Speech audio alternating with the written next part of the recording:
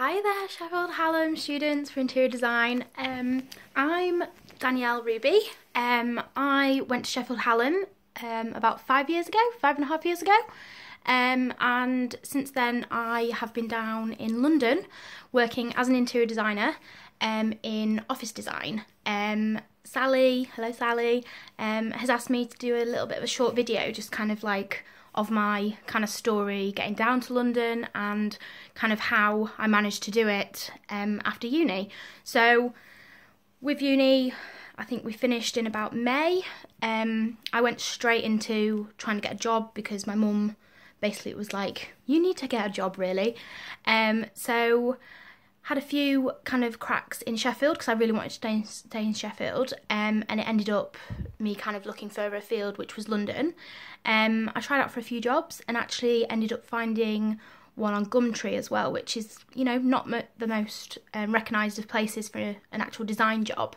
But managed to get an interview. About a week later, I was down in London for the day with another interview as well.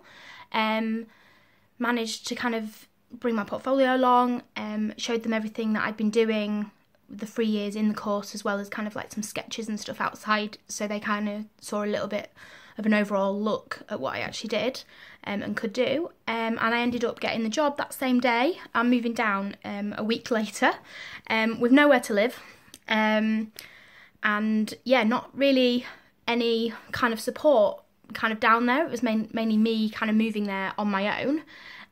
So within that time I booked some hostels. I stayed in a hostel for about 2 weeks. I moved from one a bit further out to one a little bit closer in Piccadilly for a week. And yeah, just kind of cracked on with that kind of job for 2 years. It was a company called CSK Projects. They were quite a small company, about 20 people. I was their 5th designer, and they had a CAD technician, in-house visualizer and 5 designers, 1 senior designer overlooking 4 other designers, 1 including me, which was a junior position.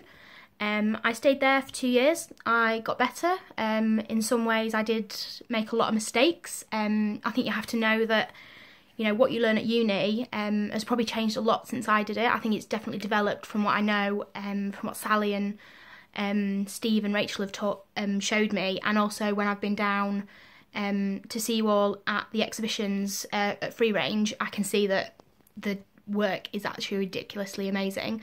So I think the course has changed a lot, and I think you learn a lot more anyway from it. But I had a lot to learn, just more experience like dealing with customers and different clients. So that definitely improved, and you can only learn that on the job, like just getting in there and, you know, meeting the clients head on.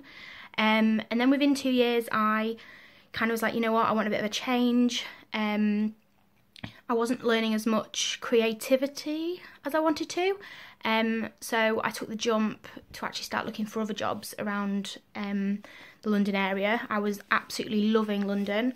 I'd moved into a house with 5 girls, one of them being me, a little bit further afield, like in zone 3, and I'm still in that same house now. There's a few people moved on, but yeah, mainly the thing was I just had a few more interviews down here. Luckily there's a recruitment agent so you can actually get in contact with, which will help you, you know, not have to actually deal with it all yourself, and they kind of put the pressure off you, and they actually deal with the company that are wanting the person anyway, like the designer anyway, so it really does take the pressure off you. But what I did was go to about 4 or 5 interviews. One of them was for a company called Thirdway. I ended up not getting that job, which I was a bit gutted about. They're an amazing company down here.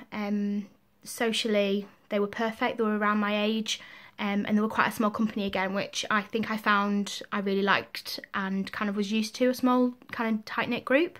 So 6 months later I was still kind of looking for a job, but, you know, still okay with CSK, and ended up getting another interview at Thirdway. It had kind of stuck in my head for about 6 months. Went back with some of my work that I'd done in that 6 months, which was, to be honest, I'd developed a lot within that time, and ended up getting an actual position as a designer at Thirdway Interiors. So I've now been there 3.5 years. I was the 20th member to join Thirdway. There's now, I think there's literally just about 100. So it's a rapidly growing company, which means a lot of getting used to.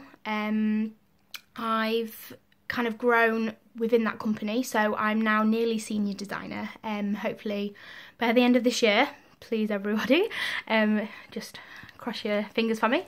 But there I've been working on up to 20,000 square feet worth of work within one project. I've been working on projects from 100k to 2.1 million, and the people that I'm working with are not just CAD technicians, you know, different designers from different backgrounds like architecture, as well as people that have come from like residential, but also people like pre-con who are all about the costs. So they, you know, you learn a lot about costs when you're in the professional kind of industry, but also client interaction.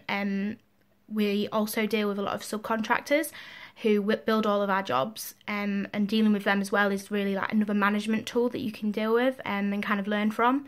Yeah, I think that's everything. Another thing is probably finishes. Like, I know, you know, you learn quite a lot about finishes in the course, but I think you really get like an amazing kind of range of, you know, like flooring, like, you know, real kind of joinery piece kind of finishes, and things that I didn't even know about, like moss wall and things, which you probably know anyway, because it's a really big trend at the moment. But it's just kind of all that, and it kind of all comes together. I do love London. It's really inspiring. There's always something to do down here, socially and design-led. But yeah, I wish you all the best. Good luck this year with your final year and final kind of submissions. And yeah, if there's any questions or anything you need to ask me, just get in touch with me. Sally will probably have my email anyway. So, and yeah, I hope that helps. Bye.